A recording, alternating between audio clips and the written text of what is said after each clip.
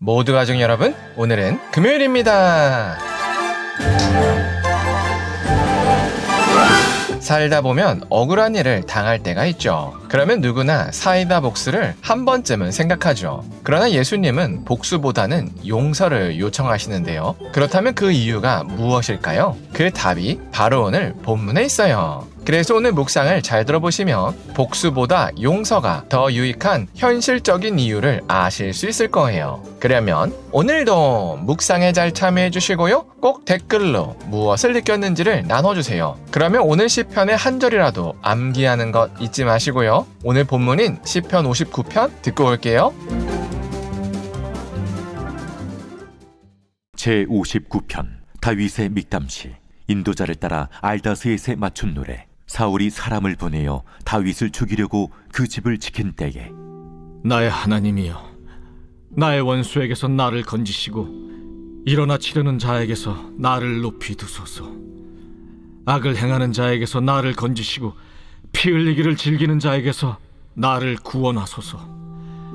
그들이 나의 생명을 해하려고 엎드려 기다리고 강한 자들이 모여 나를 치려 하오니 여호와여, 이는 나의 잘못으로 말미암음이 아니요 나의 죄로 말미암음도 아니로소이다. 내가 허물이 없으나 그들이 달려와서 스스로 준비하오니 주여, 나를 도우시기 위하여 깨어 살펴주소서. 주님은 만군의 하나님 여호와 이스라엘의 하나님이시오니 일어나 모든 나라들을 벌하소서. 악을 행하는 모든 자들에게 은혜를 베풀지 마소서. 그들이 점으로 돌아와서 개처럼 울며 성으로 두루 다니고 그들의 입으로는 악을 토하며 그들의 입술에는 칼이 있어 이르기를 누가 들으리요 하나이다. 여호와여, 주께서 그들을 비웃으시며 모든 나라들을 조롱하시리이다. 하나님은 나의 요새이시니 그의 힘으로 말미암아 내가 주를 바라리이다. 나의 하나님이 그의 인자하심으로 나를 영접하시며 하나님이 나의 원수가 보응받는 것을 내가 보게 하시리이다. 그들을 죽이지 마옵소서. 나의 백성이 잊을까 하나이다. 우리 방패 되신 주여, 주의 능력으로 그들을 흩으시고 낮추소서. 그들의 입술의 말은 곧 그들의 입의 죄라.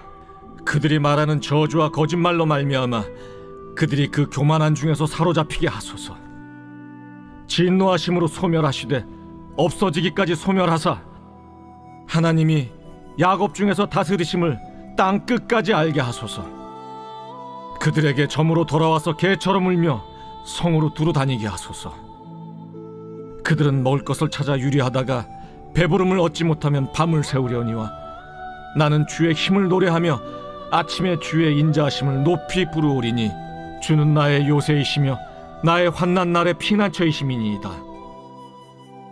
나의 힘이시여, 내가 주께 찬송하오리니 하나님은 나의 요새이시며 나를 긍휼히 여기시는 하나님이심이니이다.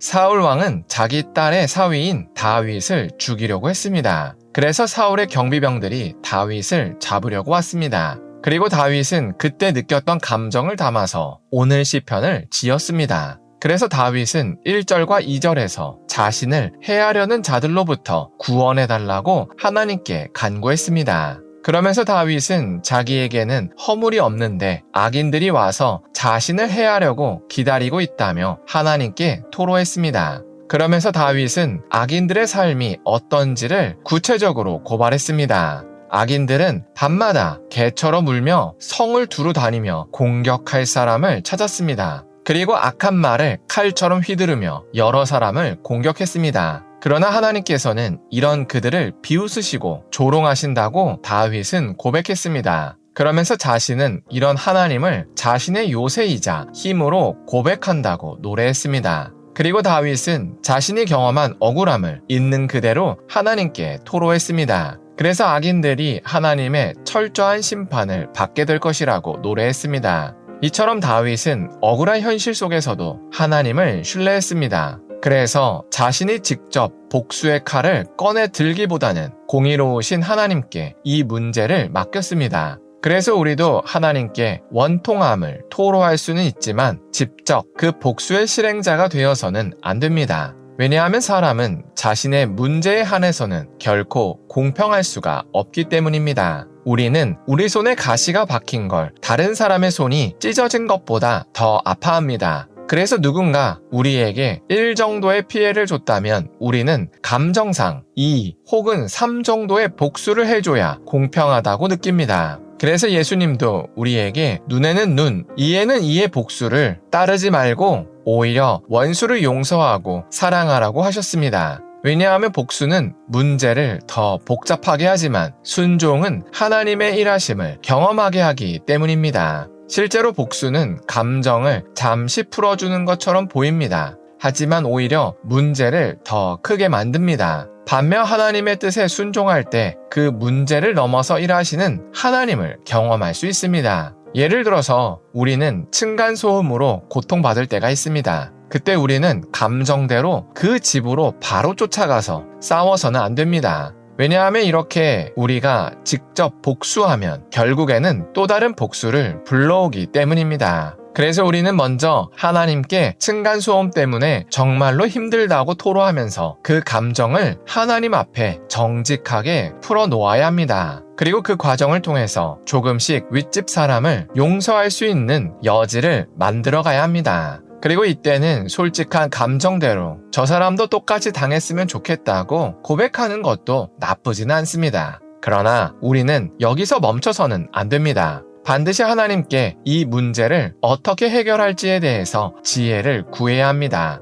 그리고 하나님께서 주시는 마음을 따라서 행동하면 됩니다. 그러면 우리가 상상하지 못했던 방식으로 하나님께서 이 문제를 해결해 가시는 것을 경험하게 될 겁니다. 그래서 복수는 문제를 더 복잡하게 만들지만 용서는 문제를 더 쉽게 만듭니다. 이 차이가 인생의 모습을 완전히 바꿉니다. 그래서 우리가 오늘 하루를 살 때 억울한 일을 당하더라도 직접 복수의 실행자가 되지 않았으면 좋겠습니다. 그리고 이 문제를 하나님께 맡겨서 오히려 하나님께서 선하게 이 문제를 풀어가시는 것을 경험했으면 좋겠습니다. 기도하겠습니다. 사랑의 하나님, 시편 59편을 통해서 우리가 복수의 실행자가 되어서는 안 된다는 사실을 나눴습니다. 그래서 우리가 오늘 하루를 살 때 억울한 일을 당하더라도 직접 복수의 실행자가 되지 않게 하여 주시옵소서. 그리고 이 문제를 하나님께 맡겨서 오히려 하나님께서 선하게 이 문제를 풀어가시는 것을 경험할 수 있게 하여 주시옵소서. 예수님의 이름으로 기도합니다. 아멘.